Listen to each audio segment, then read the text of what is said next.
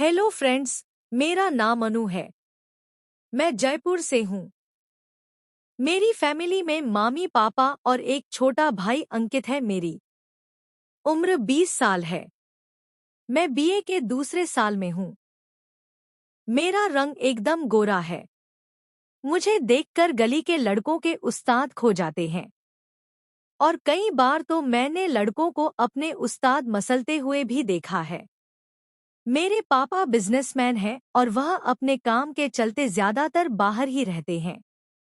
मेरी माँ सरकारी अध्यापिका है और बच्चों को ट्यूशन पढ़ाते ही है। उन्हें अपने स्कूल के काम से ज्यादातर बाहर जाना पड़ता रहता था। मेरा भाई बीए प्रथम साल में है। उसका एक दोस्त है। उसका नाम राहुल है। वह बहुत हट्टा कट्टा है और थोड़ा गुंडा टाइप का लड़का है। उससे कॉलेज में सब डरते हैं। मैं अमन और राहुल हम तीनों साथ में ही कॉलेज जाते और आते हैं। मुझे राहुल काफी पसंद था। वह मुझे देखता रहता था और उसकी निगाहों को मैं पढ़ती रहती थी। मैं खुद भी उसे गर्म करने का कोई मौका नहीं छोड़ती थी। मेरी इन सब बातों को मेरा भाई अंकित भी समझने लगा था। एक दिन अंकित ने मुझसे पूछा, क्या तुम राहुल को पसंद करने लगी हो? मैंने कहा, क्यों पूछ रहे हो? वह बोला, राहुल अच्छा लड़का नहीं है। मैंने कहा, मुझे उससे शादी नहीं करनी है। वह समझ गया और बोला, अच्छा मतलब उसे टाइम पास आइटम समझती हो? हंस दी और उससे बोली, हाँ तुमने सही समझा है। मेरे भाई ने कहा, मगर वह तुम्हें गलत नजरिए से देखता है। मैंने कहा, तो क्या हुआ? मैं कोई गिस थोड़ी ना जाऊंगी। उसने मुझसे कहा, ठीक है जैसा तुम ठीक समझो। अब मेरा भाई भी इस बात को समझ चुका था कि मैं समीर से खेलना चाहती हूँ। हम दोनों के बीच उस तरह का खुलासा होना मेरे लिए एक अच्छी बात थी। एक दिन मेरे कॉलेज में प्रोग्राम था। वह उस दिन मैं मिनी स्कर्ट पहनकर कॉलेज गई थी। मेरा स्कर्ट काफी ऊंचा था और टॉप खुले गले का था।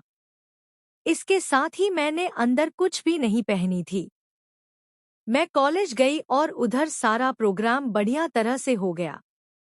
फिर मैं कॉलेज से लौटने लगी। वहां पर अंकित और राहुल मेरा ही इंतजार कर रहे थे। राहुल मुझे देखकर मेरे भाई सबे बोला, अरे वाह तेरी बहन तो इस ड्रेस में मस्त माल लग रही है। मेरा तो मन कर रहा है कि इसे यहीं पटक कर कर डालूं। चकी मेरा भाई राहुल से डरता था और उसे मेरी कामना के बारे में पता भी था। इसलिए वह राहुल से कुछ ना इन बोला। मैंने राहुल के मुंह से यह बात सुन ली थी। मैं उसे देखकर थोड़ा सा मुस्कुरा दी। राहुल भी मुझे मुंह मुस्कुराते हुए देखकर बोला, क्या हुआ अनु, तू क्यों मुस्कुरा रही है? मैंने कहा, मैंने तेरी बात सुनी तो है मगर मैं ढंग से नहीं सुन पाई हूँ। वह बोला, चल रहने दे, सुनकर क्या करेगी, सीधे देख ही लेना। मैंने ड्रामा करा पूछा क्या दिखाएगा? वह आंख दबाकर बोला, परफॉर्मेंस। मैंने कहा, तेरी कौन सी परफॉर्मेंस की है? 61-62 वाली परफॉर्मेंस। मैं समझ तो गई थी कि साला मुझे कौन सी परफॉर्मेंस की बात कह रहा है, मगर मैं बनती हुई बोली, यह कौन सी परफॉर्मेंस हुई? मेरा भाई भी समझ गया था। वह बात तो खत्म करने की से बोला, चलो यार घर चलते हैं, यह सब बातें बाद में कर लेना। फिर हम तीनों घर की तरफ चल दिए। थोड़ी देर में बारिश शुरू हो गई और हम सब भीगने लगे। हमने सोचा कि चलो आज बारिश में भीगते हुए ही घर चलते हैं। पर मैंने तो आज अंदर कुछ नहीं पहना था और बारिश की वजह से मेरे खरबूजे साफ दिखने लगे थे। मुझे आज राहुल से खेलने का मन करने लगा था। मेरी मम्मी आज घर पर नहीं थी। वह अपने स्कूल के काम से शहर से बाहर गई हुई थी और मेरा भाई मत। मेरे लिए कोई समस्या नहीं था। राहुल मेरे खरबूजों को भर रहा था और मैं भी उसे दिखा रही। यह सब मेरा भाई रोहन भी देख रहा था। वह समझ चुका था कि आज उसकी बहन की मस्त वाला खेल खेलने वाली।